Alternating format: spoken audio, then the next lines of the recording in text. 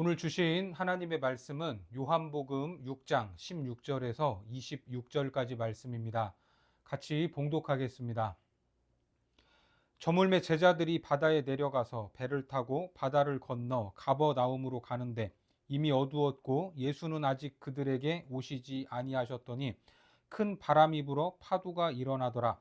제자들이 노를 저어 10여리쯤 가다가 예수께서 바다 위로 걸어 배에 가까이 오심을 보고 두려워하거늘 이르시되 내니 두려워하지 말라 하신대 이에 기뻐서 배로 영접하니 배는 곧 그들이 가려던 땅에 이르렀더라. 이튿날 바다 건너편에 서 있던 무리가 배 한 척 외에 다른 배가 거기 없는 것과 또 어제 예수께서 제자들과 함께 그 배에 오르지 아니하시고 제자들만 가는 것을 보았더니 그러나 디베랴에서 배들이 주께서 축사하신 후 여럿이 떡 먹던 그곳에 가까이 왔더라. 무리가 거기에 예수도 안 계시고 제자들도 없음을 보고 곧 배들을 타고 예수를 찾으러 가버나움으로 가서 바다 건너편에서 만나 랍비여 언제 여기 오셨나이까 하니 예수께서 대답하여 이르시되 내가 진실로 진실로 너희에게 이르노니 너희가 나를 찾는 것은 표적을 본 까닭이 아니요 떡을 먹고 배부른 까닭이로다. 오늘은 폭풍을 만난 배가 가장 안전한 이유라는 제목으로 하나님 말씀 전하겠습니다. 우리는 지난 시간에 성경에서 가장 유명한 사건 중 하나였던 오병이어의 표적을 확인했습니다. 어린아이 한 명이 먹어도 부족할 만한 도시락을 통해 주님께서는 수많은 사람들을 먹이셨습니다. 그 자리에서 떡과 물고기를 먹었던 사람들은 놀라지 않을 수 없었죠. 그런데 그 놀람과 환희가 어느 방향으로 자기들의 경제와 정치 문제를 해결하는 방향으로 흐르게 된 겁니다. 그래서 우리의 영적인 문제를 또 죄악의 문제를 해결하기 위해 오신 메시아를 향해 육적인 문제의 해결사가 되어 달라 이렇게 요청했던 겁니다. 예수님을 왕으로 삼으려고 하지 않았습니까? 이런 군중들을 주님은 흩어버리셨습니다. 그리고 그 자리에 있던 제자들을 배를 태워 건너편으로 보내셨고 주님께서는 홀로 산으로 올라가셨던 겁니다. 아버지께 기도하러 가신 겁니다. 오늘 본문은 오병이어의 사건 이후에 일어났던 일입니다. 본문 16절과 17절에 보면 저물매 제자들이 바다에 내려가서 배를 타고 바다를 건너 가버나움으로 가는데 이미 어두웠고 예수는 아직 그들에게 오시지 아니하셨더니 제자들은 건너편 가버나움으로 가기 위해 배를 타고 바다로 갔습니다. 가버나움은 예수님이 가장 많은 사역과 역사를 행한 곳입니다. 그런데 동시에 가장 회개하지 않았던 장소이기도 합니다. 그렇게 제자들끼리 배를 먼저 타고 건너가게 됩니다. 오늘날 배를 만드는 기술이 좋아서 크루즈 선박 같은 경우에는 도시 하나가 바다에 떠다니는 것처럼 엄청 큰 배도 있지만 당시의 배는 거의 다 작은 배였습니다. 오늘날의 낚싯배와 같았던 겁니다. 거기에 모터가 달려 있던 것도 아니고 그냥 돛을 올려 바람을 이용하거나 손으로 노를 저어서 움직이는 그런 배였습니다. 여기서 상황이 어떻게 묘사되고 있죠? 저물매, 이미 어두웠고 예수님은 오지 않았다라고 상황을 묘사합니다. 뭔가 사건이 일어날 것 같은, 그래서 점점 더 어두워지는 분위기가 느껴지지 않습니까? 그런 와중에 무슨 일이 일어납니까? 18절에 보면 큰 바람이 불어 파도가 일어나더라. 이 배는 어두워진 저녁 무렵에 출발했는데 폭풍을 만나 위험에 빠지게 된 겁니다. 주님께서는 계시지 않았습니다. 그렇다면 주님이 이 배에 함께 타고 계셨다면 이런 일이 일어나지 않았을까? 이런 생각이 들기도 하지만 그것은 가정이니까 뒤로 하고 이 상황만 보자면 어떻습니까? 좀 황당하지 않습니까? 왜냐하면 이 배는 제자들이 계획해서 탄 것도 아니었고 예수님이 타라고 해서 시켜서 탔던 겁니다. 그 말씀에 순종했는데 위기에 빠진 겁니다. 여기서 우리는 한 가지 교훈을 얻을 수 있죠. 순종할 때 모든 일이 순적하게 진행되는 것이 아니다 하는 것입니다. 말씀대로 행했을 때도 생각지 못한 위기가 찾아오고 당황스러운 일들을 만날 수도 있다라는 겁니다. 주님이 배를 타라고 해서 탔을 뿐인데 폭풍을 만났습니다. 여러분들이 생사가 오가는 이 배에 탔다면 어떤 생각을 하겠습니까? 주님을 원망하지 않겠습니까? 오병이어의 기적으로 사람들이 환호할 때 그냥 좀 받아주고 거기서 영광을 누렸으면 얼마나 좋았겠냐, 이런 위험도 만나지 않고 이런 생각이 들 수도 있습니다. 괜히 배를 타고 가라고 하셔서 왜 우리를 이런 사지로 몰아 넣으신 거냐, 이런저런 생각이 들 것 같습니다. 그럼에도 다시 돌아갈 수 없습니다. 요한복음 6장에서 배부르게 먹고 이 바다를 건넌 사건은 출애굽 시절 이스라엘 백성들이 홍해를 건너고 먹었던 만나를 먹었던 사건과 유사합니다. 지금 건너편으로 가라 하는 주님의 명령이 있었는데 폭풍을 만났다고 해서 돌이킬 수 있습니까? 이 바람이 역풍이었다면 어떻게 하면 순풍이 될 수 있습니까? 저도 자전거를 타고 한강을 다닐 때 역풍을 만날 때가 있습니다. 바람을 뚫고 가는 것은 힘이 두세 배는 더 드는 일이고 시간도 더 걸립니다. 그런데 나아가는 방향을 뒤로 바꾸면 이제 순풍이 되는 겁니다. 자전거도 더 잘 나가고 가고자 하는 곳에 더 빨리 도착할 수 있습니다. 하지만 애굽을 떠난 이스라엘 백성들이 홍해를 만났다고 해서 돌아설 수 없는 일입니다. 이런저런 원망을 쏟았지만 다시 애굽으로 돌이킬 수 없었던 것과 같습니다. 그래서 제자들은 그 바람을 뚫고 가고 있습니다. 19절에 보니까 제자들이 노를 저어 10여리쯤 가다가 예수께서 바다 위로 걸어 배에 가까이 오심을 보고 두려워하거늘. 얼마나 갔습니까? 10여리쯤 갔다고 합니다. 갈릴리 호수는 우리가 잘 알듯이 담수입니다. 남북으로는 최대 21km, 동서로는 12km, 그 둘레는 53km입니다. 지형으로 보면 호수지만 그 크기로 보면 바다라고 불려도 될 정도의 큰 규모입니다. 그 큰 물 위에 10여리쯤 갔다면 절반쯤 갔다라고 볼 수 있습니다. 절반쯤 간 상황에서 뒤로 돌기만 하면 순풍이 된다라는 것을 제자들은 너무나 잘 알고 있었습니다. 왜요? 그들은 여기에서 태어났고 배를 타면서 먹고 살았던 사람들이기 때문입니다. 이런 바람도 겪어보지 않았겠습니까? 절반쯤 왔으니까 굳이 힘들게 전진하는 것보다는 뒤로 돌면 훨씬 더 쉬웠을 겁니다. 원래 있었던 곳으로 가면 환호하던 사람들이 반겨줄 겁니다. 배가 불러 만족한 백성들, 그럼에도 12광주리가 남았고 예수님을 왕으로 삼으려고 했던 사람들입니다. 누가 봐도 폭풍을 만난 바다 한가운데보다는 그들과 함께 육지에 있는 것이 훨씬 더 안전해 보입니다. 그런데 과연 그렇습니까? 어느 곳이 더 위험합니까? 인간의 욕망이 동기가 되고 이 땅의 것으로 채우고자 하는 모든 시도들이 더 위험한 상황이다라는 것을 우리는 믿어야 합니다. 그래서 주님은 그 자리를 떠나라고 하셨고 등 떠밀어서 배를 태우셨던 겁니다.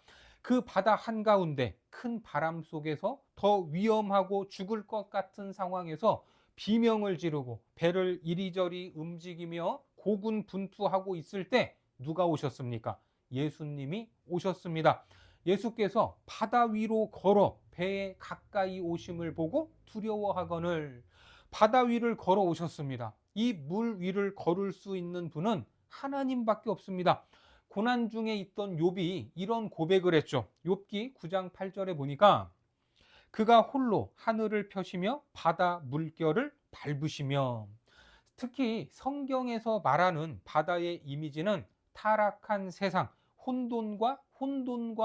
혼돈의 세력과 관련이 있습니다. 그 깊이를 다 측량하기도 어렵습니다. 하지만 하나님은 어떻게 하십니까? 시편 18편 15절에서 이럴 때에 여호와의 꾸지람과 콧김으로 말미암아 물밑이 드러나고 세상의 터가 나타났도다. 그러니까 물 위를 걸으셨다라는 것은, 물 위를 걸으신 예수님은 그분이 누구신가? 바로 하나님이시었다라는 것을 증언하고 있는 겁니다. 하나님만 하실 수 있는 말씀도 하시죠. 본문으로 가서 20절에 보면 이르시되 내니 두려워하지 말라 하신대.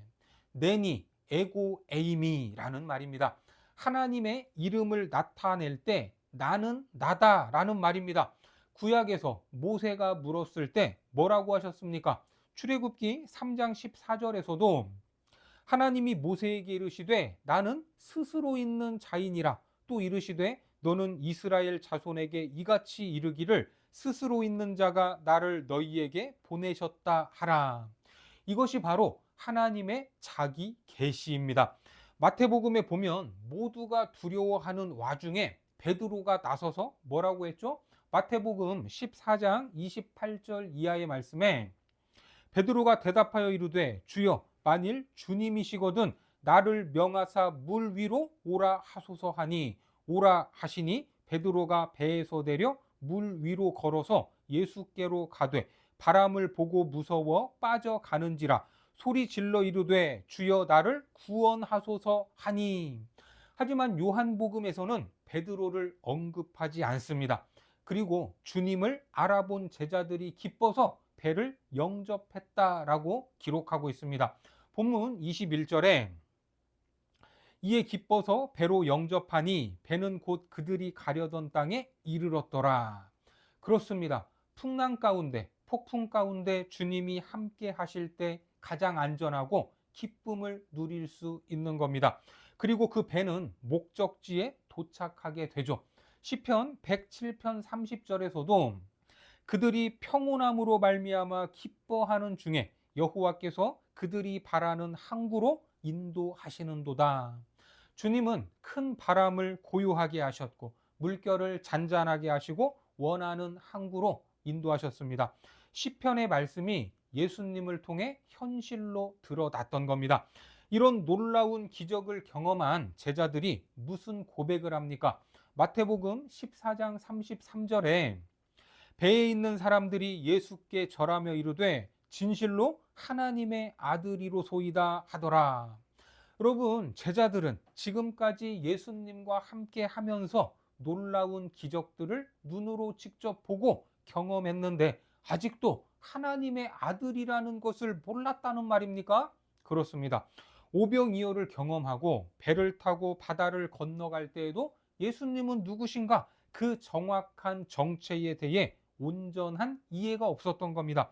우리 입장에서 보면 황당하고 어떻게 제자들이 이럴 수가 있나라고 생각할 수 있지만 괜찮습니다. 우리도 어쩌면 제자들과 같은 처지에 있기 때문입니다. 인생의 고난을 통해 죽을 뻔한 위기를 넘기면서 우리 역시 하나님을 조금씩 알아가고 있지 않습니까? 그래서 돌아설 수 없는 것입니다. 위기 가운데, 풍랑 가운데 돌아서면 다시 있던 자리로 돌아가면 물 위를 걸으시는 예수님을 만날 수 있습니까? 없습니까? 만날 수 없는 것입니다. 주님이 가라고 하셨으니까 가는 겁니다. 풍랑을 만나 원망이 나오고 불평이 나와도 가야 합니다. 돌아서면 환호하고 반기는 사람들이 있지만 그들을 뒤로 하고 가야 하는 것입니다. 이해되지 않아도 가는 겁니다. 왜 가야 하는지 몰라도 그냥 가는 겁니다. 이런 것이 중요하지 않습니다.